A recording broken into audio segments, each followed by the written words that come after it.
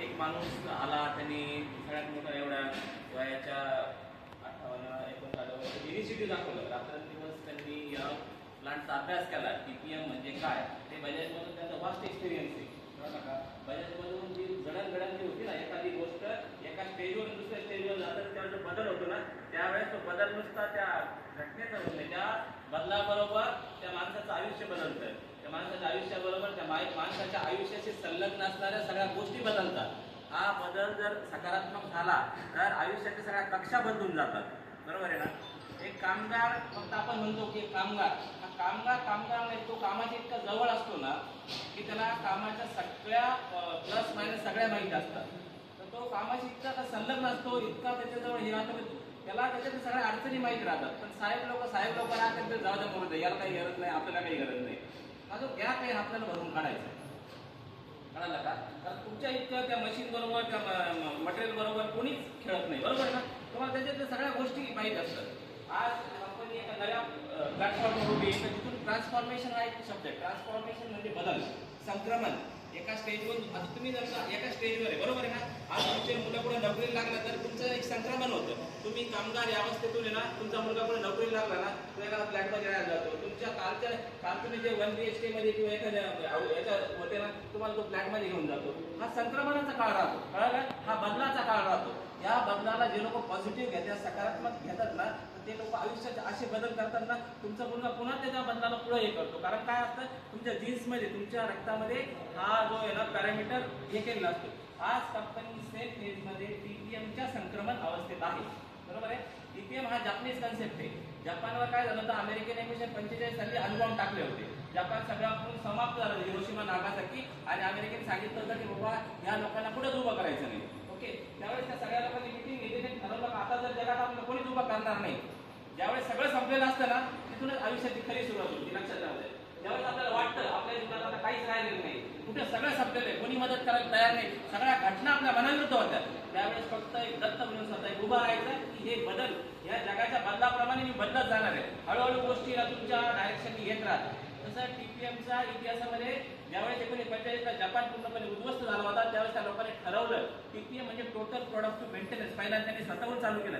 माझ्यामध्ये जेवढी प्रोडक्टिव्हिटी आहे, माझ्यामध्ये जेवढं आहे ना, तेवढं मी एवढं बेस्ट करीन का जेणेकरून याला बाबा जगातले सगळे लोक माझ्याकडे आले पाहिजे. आणि 15 वर्ष ते लोकांनी स्वतःवरच अभ्यास केला, सगळ्या गोष्टीला असं बदलून टाकलं की जगात त्यांनी होंडा, टोयोटो या कंपन्या दिल्या. का ज्यावेळेस तुम्ही म्हणजे जवळजवळ 365 किंवा 400 दिवसात असतात ना, आपले काही सगळ्या लोकांना कंपनीला खूप मोठं बक्षीस मिळणार आहे. त्याची सुरुवात आहे.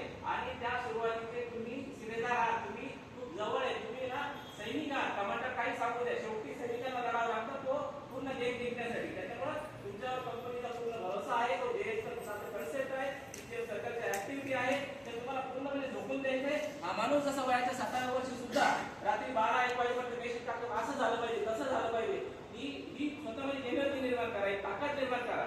आणि हा बदल तुम्ही कंपनीत घडून आणा. ज्यावेळेस तुम्हाला वाटेल की मी कंपनीत बदल घडून आलेला आहे ना, त्यावेळेस तुम्ही तुमच्या घरच्यांना सांगता आमच्या कंपनीला TPM अवॉर्ड भेटला बरं का. त्यावेळेस काय होईल माहिती का, तुम्हाला सुद्धा वाटेल का पर्सनल लेवलवर सुद्धा आपण ग्रोथ झाली पाहिजे. बरोबर ना? कारण जेव्हा सक्सेसच्या वेळी चालतं ना, त्यावेळेस प्रोफेशनल आपण ह्याच वेळी जात नाही, पर्सनल लाईफमध्ये सुद्धा आपल्या एनर्जी लेवल वाढून जातात, आपल्या क्रिएटिव्हिटी वाढून जातात. त्याच्यामुळे ना हा हे कोणीच तुम्हाला उपयोग करायचा आहे. स्नेहा मॅडम ज्या पद्धतीने सगळ्या लोकांबरोबर कम्युनिकेशन करतात, सगळ्या लोकांना घेऊन चालतात. बरोबर आहे? त्यांची जी धडपड, त्यांच्या कामातून दिसणार हे, पुन्हा आपले काळे साहेब मागच्या 8-10 महिन्यापासून इतके लढू राहिले का कस्टमर कंप्लेंट माझी गेली नाही पाहिजे, TPM माझं बुक नाही झालं पाहिजे. म्हणजे आपल्याकडचे सगळे जे चांगले लोक आहेत तर त्यांच्या याच्यावर चालत होती, त्यांची काय अपेक्षा आहे. आणि आपण कामाच्या खूप जवळ आहे, कुठेही चुकीची गोष्ट घडू राहिली, कुठेही काही घडलं ना, तर पहिल्यांदा समोर या, त्या माणसाला सांगा नाही सर हे बरोबर नाही बरं का, इथं प्रॉब्लेम आहे, इथं आपल्याला काहीतरी करायला पाहिजे. जोपर्यंत शेवटचा माणूस कंपनीच्या विजन मध्ये सहभागी होत नाही, तोपर्यंत कंपनीची प्रोग्रेस होत नाही. त्याच्यामुळे तुमचा सहभाग, तुमचं इन्व्हॉल्वमेंट प्रत्येक कामामध्ये त्याच्यामध्ये खूप चांगल्या पद्धतीने आणि ते अप्रिशिएशन होतं की बाबा तुम्ही आज चांगलं काम केलेलं. बरोबर नाही? अशा पद्धतीने पुढच्या वेळेस जेव्हा येईल तेव्हा अशी अपेक्षा आहे की प्रत्येक जण त्या बक्षिसात पात्र राहायला पाहिजे. प्रत्येक जणांनी ती अशी हे केली पाहिजे की माझ्या जागेवर जो माझा एरिया 4 जो आहे ना, तो मी जगातला सर्वोत्तम एरिया बनवेल. इथून जाणारा प्रोडक्ट माझं ज्यावेळेस बाहेर जातं ना, त्यावेळेस 72 देशामध्ये जातात, त्यावेळेस ते म्हणतात अरे हे तर भारताचं आहे का, आपल्या मातृभूमीचा अपमान होतो. जर बरोबर एखादं कॉम्पोनंट रिजेक्ट झालं तर कळलं ना. आपल्याकडे आयुष्यात सगळ्यात जवळचं काय असेल हृदयाच्या, पहिलं आहे आपलं मातृभूमी, आपला धर्म, त्याच्यानंतर आपलं फॅमिली, त्याच्यानंतर आपलं ऑर्गनायझेशन, शेवटी आपण. कळलं ना. तर या सगळ्या याच्यामधून आपला प्रवास करताना आपलं सगळं तन मन धन त्याला लावायचं आणि एक करायचं की माझ्या याच्यातून चूक नाही झाली पाहिजे, माझ्या याच्यातून डिफेक्ट पुढे गेला नाही पाहिजे, माझ्या याच्यातून चुकीची कामं नाही झाली पाहिजे. तर हे सगळ्यांनी लक्षात घेऊन काम करायचं आणि एक दिवस टीपीएम च्या या आवडत्या या जर्नीमध्ये तुम्ही विजयाचे शिल्पकार असाल.